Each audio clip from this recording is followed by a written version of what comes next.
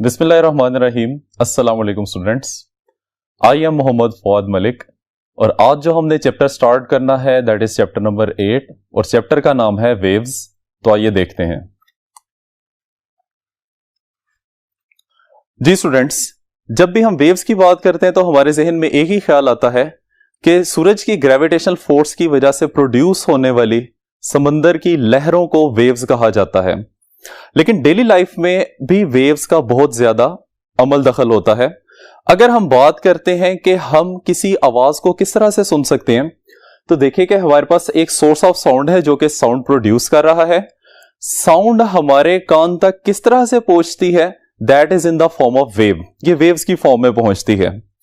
इसके बाद अगर हम बात करें कि कोई ऑब्जेक्ट हमें किस तरह से नजर आता है, तो स्टूडेंट्स आप लोगों को यह बात पता है कि जब भी ऑब्जेक्ट से लाइट रिफ्लेक्ट होती है तो वो हमारी आंख में मौजूद रेटिना के ऊपर इमेज बनाती है, जिसकी वजह से हम उसको देख सकते हैं।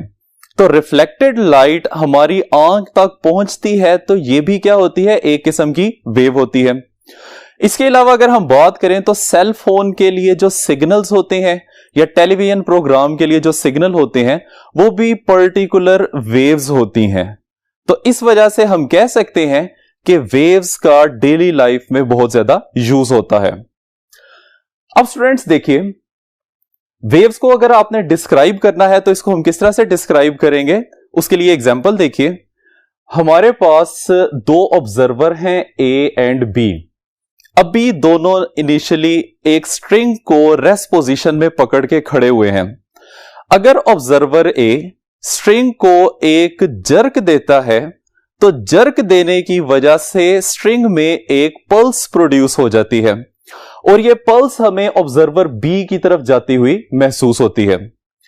अब इसी प्रोसेस को अगर हम देखें तो ऑब्जर्वर ए ने बेसिकली स्ट्रिंग के अंदर डिस्टरबेंस क्रिएट की।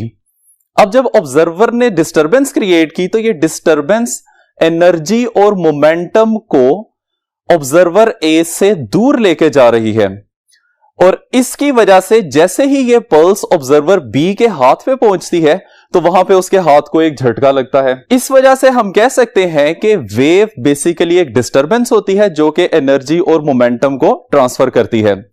लेकिन स्टूडेंट्स, अगर इसी सिनेरियो में हम स्ट्रिंग को सपोज कर लें कि यह लार्ज नंबर ऑफ पार्टिकल से बना हुआ है और फिर हम दोबारा स्ट्रिंग में पल्स जनरेट करें, तो आप देख सकते हैं कि तमाम पार्टिकल्स अपनी जगह से डिस्प्लेस होने के बाद दोबारा वापस अपनी जगह पे आ जाते हैं और एनर्जी और मोमेंटम एज इट इज जिस तरह से पहले ट्रांसफर हुआ था अब भी ट्रांसफर हो रहा है। तो हम ये कह सकते हैं कि वेव में मैटर या मैस ट्रांसफर नहीं होता, कि वेव बेसिकली एक ऐसा फिनोमिनन है या ऐसी डिस्टरबेंस है मीडियम की जिसमें मोमेंटम और एनर्जी ट्रांसफर होते हैं जबकि मैटर ट्रांसफर नहीं होता।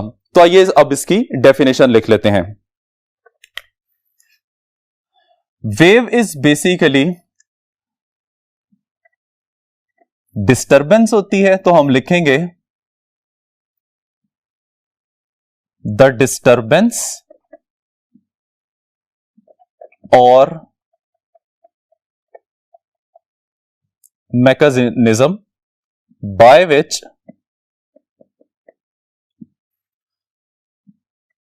energy and momentum is transferred without transporting matter। ठीक है स्टूडेंट्स, तो ये आ जाएगी हमारे पास वेव की डेफिनेशन। इसके बाद हम डिस्क्राइब करते हैं कि वेव्स को किस तरह से क्लासिफाई किया जा सकता है। तो उसके लिए हम लिखेंगे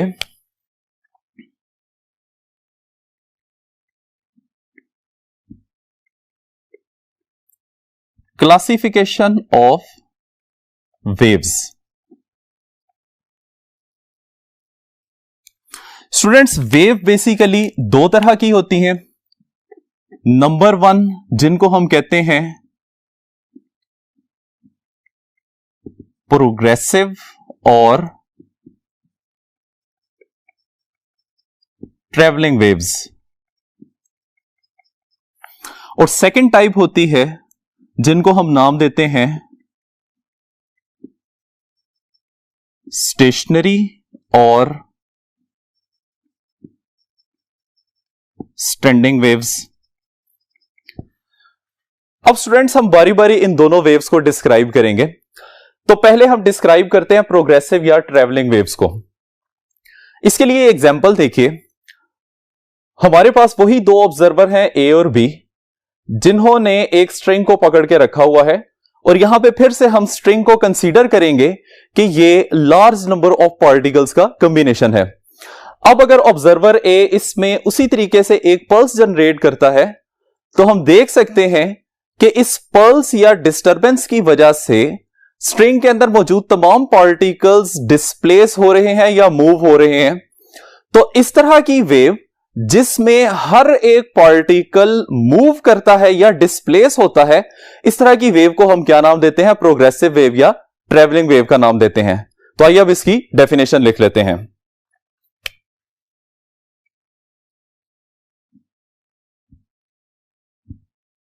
प्रोग्रेसिव और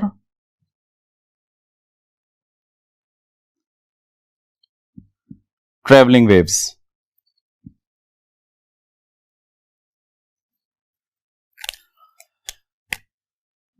एक डेफिनेशन इसकी बन जाएगी जो कि अभी हमने डिस्क्राइब की है, the wave in which all the particles are in motion.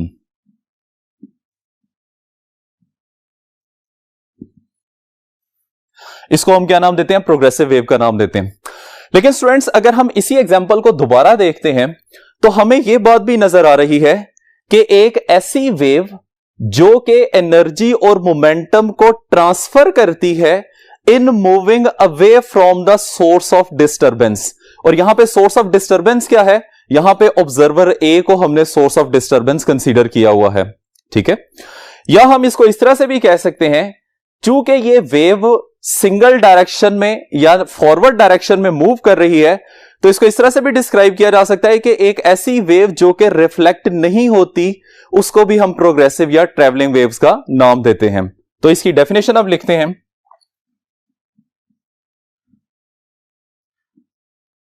The waves which transfer energy and momentum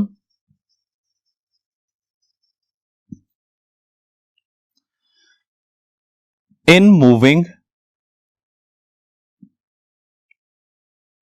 away from source of disturbance। और सेकेंडली हमने क्या डिस्क्राइब किया था? waves which do not reflect back are called progressive और travelling waves. ठीक है students, तो हर वो वेव जो कि रिफ्लेक्शन परफॉर्म नहीं कर रही होती, इसको हम प्रोग्रेसिव या ट्रैवलिंग वेव्स का नाम देते हैं। अब आइए स्टूडेंट्स, हम सेकंड टाइप को डिस्क्राइब करते हैं, विच इज स्टैंडिंग और स्टेशनरी वेव्स। आइए देखते हैं।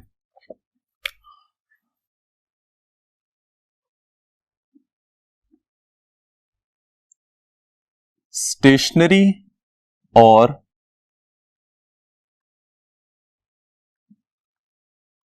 Standing waves.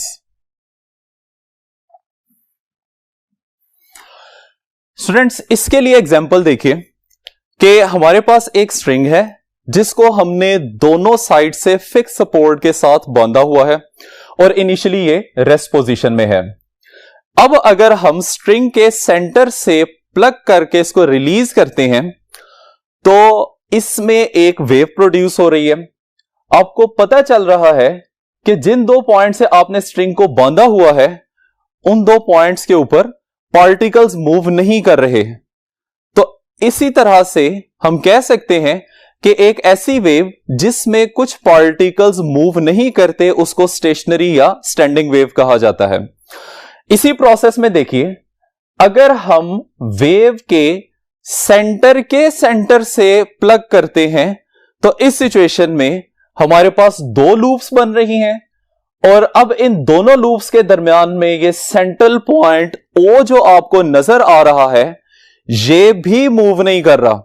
2 पॉइंट्स वो हैं जहां से आपने स्ट्रिंग को टाई किया हुआ है और उनके एग्जैक्ट सेंटर के ऊपर ये आपको जो पॉइंट O नजर आ रहा है ये भी मूव नहीं कर रहा। तो इसकी डेफिनेशन इस तरह से बन जाएगी,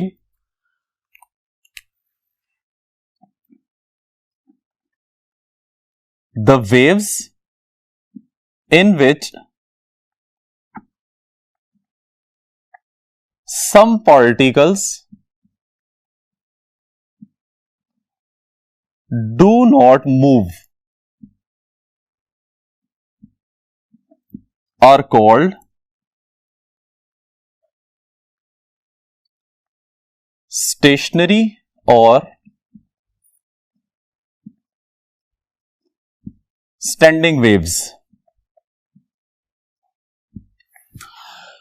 स्टूडेंट्स, स्टेशनरी और स्टैंडिंग वेव्स हम इसी चैप्टर के सेकंड हाफ में डिस्क्राइब करेंगे।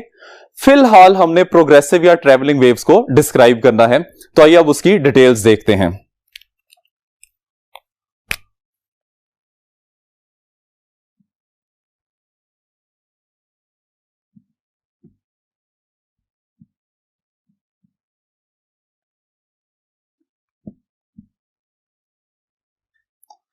सबसे पहले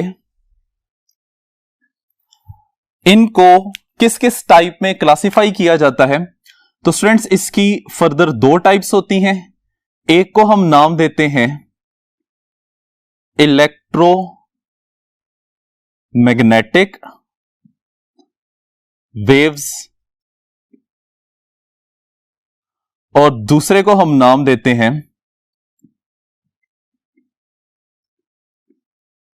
मैकेनिकल वेव्स। स्टूडेंट्स, ये दोनों वेव्स किस तरह की होती हैं इसको समझने के लिए एग्जांपल देखिए। आप लोगों ने ऑब्जर्व किया होगा कि सूरज से रोशनी और हरारत दोनों ही जमीन तक पहुंच जाते हैं। हालांकि सूरज से जमीन के दरमियान में वैक्यूम एग्जिस्ट करता है, तो हम कह सकते हैं कि सूरज से निकलने वाली लाइट और हीट ये दोनों ऐसी वेव्स हैं जिनको किसी भी मीडियम की जरूरत नहीं होती और इन वेव्स को हम इलेक्ट्रोमैग्नेटिक वेव्स का नाम देते हैं। यानी कि सिंपली हम डिस्क्राइब कर सकते हैं कि electromagnetic waves are those which requires no medium for their propagation. तो आइए अब इसकी डेफिनेशन लिखते हैं।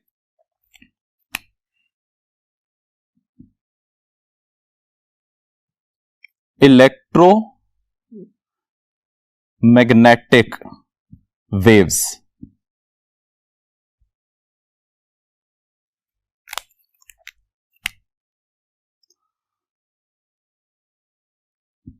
the waves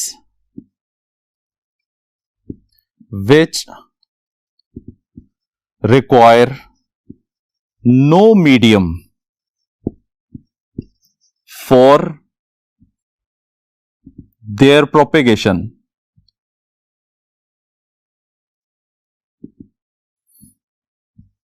are called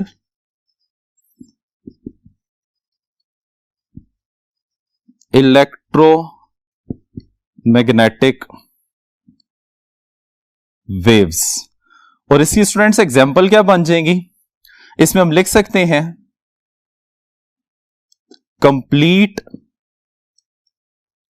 electromagnetic spectrum,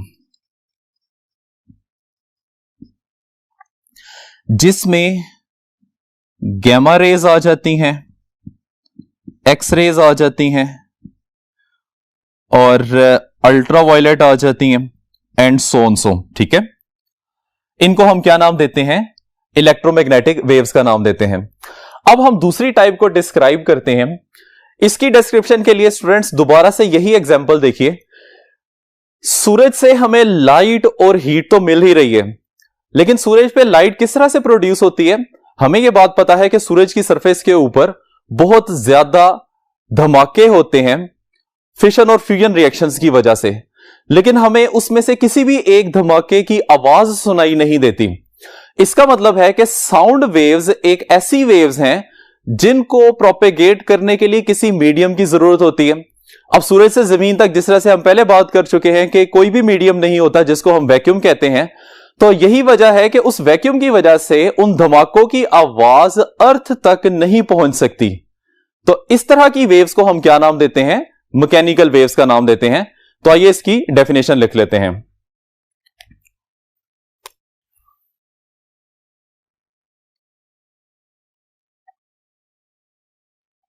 mechanical waves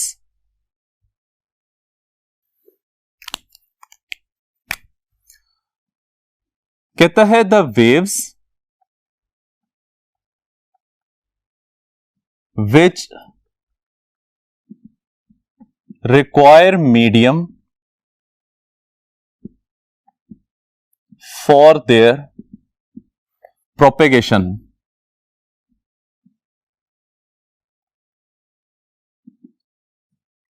are called mechanical waves.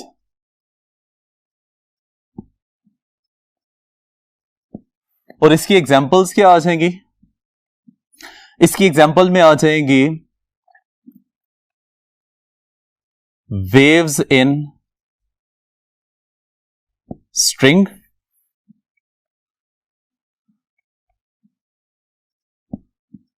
Water waves जो कि सरफेस के ऊपर होती हैं। उसके बाद हम इसमें लिख सकते हैं साउंड वेव्स एटसेट्रा। अब स्टूडेंट्स इसमें इलेक्ट्रोमैग्नेटिक रेडिएशन या इलेक्ट्रोमैग्नेटिक वेव्स ये आप डिटेल से डिस्कस करेंगे सेकेंड ईयर के चैप्टर नंबर 16 में। तो अब हम देखते हैं कि मैकेनिकल वेव्स की कितनी टाइप्स होती हैं। तो इसको हम लिखेंगे classification of mechanical waves.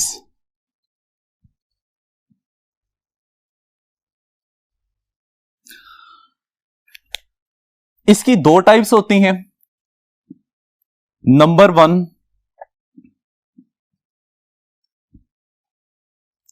Transverse waves और नंबर 2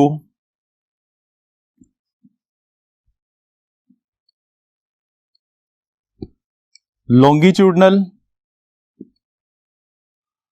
और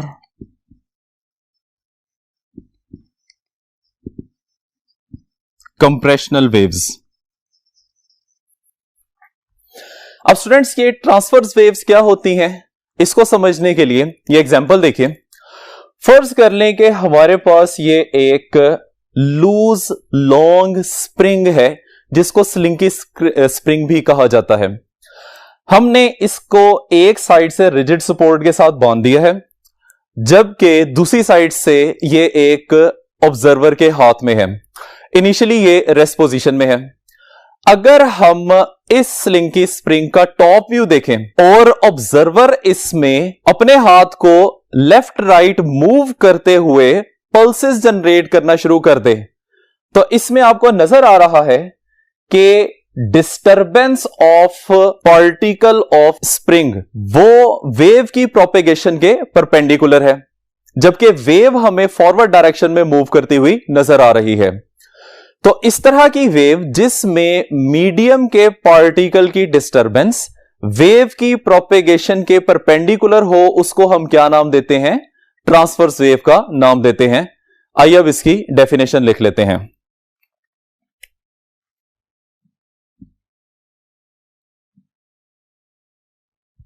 transverse waves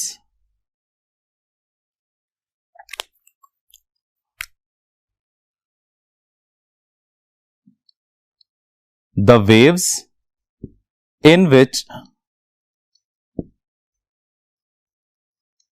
disturbance of particles of medium is perpendicular to the direction of propagation of waves। ठीक है, अगर हम इसको देखना चाहें तो ये इस तरह से बन जाएगा। सपोज कर लें कि दिस इज अ वेव, जिसमें वेव की प्रोपेगेशन की डायरेक्शन फॉरवर्ड आ जाएगी और पार्टिकल्स या तो इसकी मेन पोजीशन से ऊपर की तरफ जा रहे हैं या फिर नीचे की तरफ आ रहे हैं। अब अगर हम इसको देखें तो हमें क्लियरली नजर आ रहा है कि motion of the particle wave के प्रोपेगेशन की डायरेक्शन के परपेंडिकुलर है, या ऊपर की तरफ है या फिर ये नीचे की तरफ है। तो इस तरह की वेव को, जिसमें disturbance of the particle of the medium wave के प्रोपेगेशन की डायरेक्शन के परपेंडिकुलर हो, उसको हम क्या नाम देते हैं? ट्रांसवर्स वेव का नाम देते हैं। अब इसकी एग्जांपल्स क्या बन जाएंगी? एग्जांपल्स में हम इसमें लिख सकते हैं waves in string, waves on water surface, या हम इसमें एक्सप्लेन कर सकते हैं इलेक्ट्रोमैग्नेटिक वेव्स। अब स्टूडेंट्स, यहां पे ये जो इलेक्ट्रोमैग्नेटिक वेव्स होती हैं, इसमें मीडियम की तो जरूरत नहीं होती। इस वजह से हम इसको ये नहीं कह सकते कि in which the particles of the medium are perpendicular to the direction of propagation. इसमें बेसिकली जो वेव के नाम से हमें बात पता चल रही है, इलेक्ट्रो एंड मैग्नेटिक, इसमें बेसिकली दो फील्ड्स होती हैं, इलेक्ट्रिक फील्ड और मैग्नेटिक फील्ड, जो परपेंडिकुलरली ऑसिलेट कर रही होती हैं और साथ में वो डायरेक्शन ऑफ प्रोपेगेशन के भी परपेंडिकुलर होती हैं, जिस तरह से आप इसको देख सकते हैं। तो इस वजह से इलेक्ट्रोमैग्नेटिक रेडिएशन को भी ट्रांसवर्स इलेक्ट्रोमैग्नेटिक वेव्स के नाम से जाना जाता है। आइए स्टूडेंट्स, अब हम इससे नेक्स्ट पोर्शन को डिस्क्राइब करते हैं।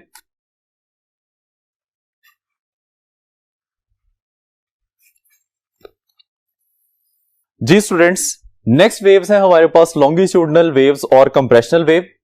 तो इसके लिए दोबारा से उसी एग्जांपल को देखते हैं जिसमें हमने ये बात की थी कि हमारे पास एक स्लिंकी स्प्रिंग है जिसको हमने एक रिजिड सपोर्ट के साथ बांध दिया है और दूसरी साइड पे ऑब्जर्वर ने स्प्रिंग को पकड़ा हुआ है।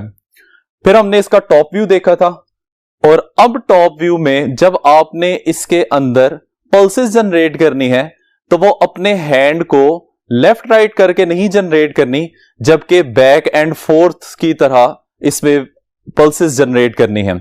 तो स्टूडेंट्स, आप देख सकते हैं कि स्प्रिंग के अंदर कुछ रीजन्स ऐसे हैं जहां पे स्प्रिंग आपको इकट्ठा हुआ नजर आ रहा है, जबकि कुछ रीजन्स ऐसे हैं जहां पे स्प्रिंग आपको स्ट्रेच स्टेट में नजर आ रहा है। तो इस तरह की वेव जिसमें किसी जगह पे कंप्रेशन होता है और किसी जगह पे रेयरफेक्शन होता है, इस तरह की वेव को हम क्या नाम देते हैं? लॉन्गिट्यूडनल वेव का नाम देते हैं। ऐसी वेव जिसमें पार्टिकल की डिस्टर्बेंस प्रोपेगेशन ऑफ वेव के अलोंग होती है। अलोंग का मतलब है इन द डायरेक्शन होगी या फिर opposite to the direction of propagation होगी। तो आइए स्टूडेंट्स, अब हम इसकी डेफिनेशन लिख लेते हैं।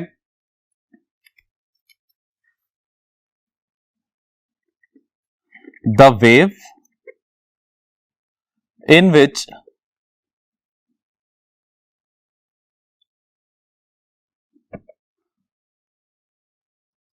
मोशन या disturbance of particles of medium is along direction of propagation of wave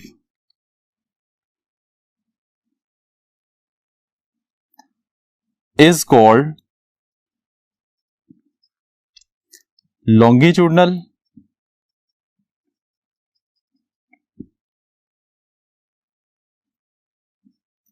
और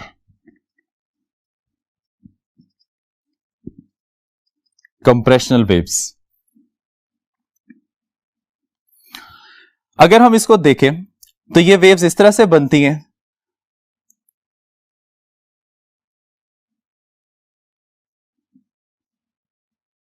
दिस इज द रीजन जिसको हमने कंप्रेशन कहा था।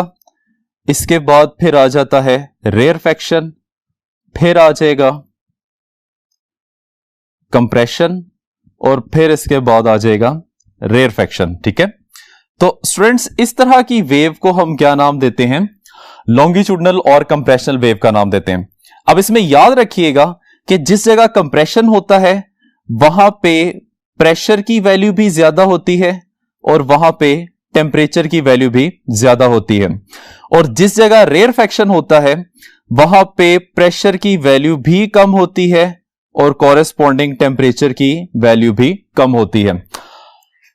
एग्जाम्पल्स इसकी बन जाएंगी साउंड वेव्स, या हम इसमें लिख सकते हैं प्रेशर वेव्स एटसेट्रा। ठीक है, अब स्टूडेंट्स इन्हीं बातों को यानी कि लॉन्गिट्यूडनल वेव को और ट्रांसफर वेव को जहन में रखते हुए पेज नंबर 164 पे आर्टिकल का लास्ट पैराग्राफ देखिए, जिसमें उसने ये बात लिखी हुई है कि दोनों टाइप्स की वेव सॉलिड में प्रोड्यूस की जा सकती हैं, लेकिन लिक्विड में और गैसेस में, जिसको हम कंबाइनली फ्लूइड्स का नाम देते हैं, फ्लूइड्स में सिर्फ और सिर्फ कंप्रेशनल या लॉन्गिट्यूडनल वेव्स प्रोड्यूस की जा सकती हैं, उसमें ट्रांसवर्स वेव प्रोड्यूस नहीं की जा सकती। बट इन केस अगर ट्रांसवर्स वेव प्रोड्यूस हो जाएं तो वो बहुत ही जल्दी खत्म हो जाती हैं। और साथ में देखिए पेज नंबर 162 की साइड इंफॉर्मेशन में उसने क्लियरली डिस्क्राइब किया हुआ है कि समंदर के अंदर कम्युनिकेट करने के लिए, किसी ऑब्जेक्ट को लोकेट करने के लिए या समंदर की गहराई को मेजर करने के लिए हम हाई फ्रीक्वेंसी साउंड वेव्स को यूज करते हैं। और स्टूडेंट्स हमें पता है कि साउंड वेव्स लॉन्गिट्यूडनल वेव्स होती हैं या कंप्रेशनल वेव्स होती हैं। इसमें हम रडर सिस्टम को यूज नहीं कर सकते क्योंकि रडर में यूज होने वाली रेडियो वेव्स ट्रांसफर्स वेव्स होती हैं। अब इसकी उसने डिस्क्रिप्शन इस तरह से दी हुई है कि ट्रांसफर्स वेव की एनर्जी फ्लूइड्स में बहुत जल्दी एब्जॉर्ब हो जाती है, जिसकी वजह से वो कुछ सेंटीमीटर ही पानी में ट्रेवल कर सकती हैं। तो इसलिए जब भी अंडर वाटर समंदर में या दरिया में किसी भी जगह पे आपने कम्युनिकेट करना हो तो उसके लिए हम हमेशा लॉन्गिट्यूडनल वेव्स यूज करते हैं, और लॉन्गिट्यूडनल वेव्स में हम हाई फ्रीक्वेंसी साउंड वेव्स को यूज करते हैं। स्टूडेंट्स ये है आज का हमारा आर्टिकल। उम्मीद करते हैं कि आपको सब कुछ समझ आ गया होगा। इजाजत चाहते हैं, अल्लाह हाफिज।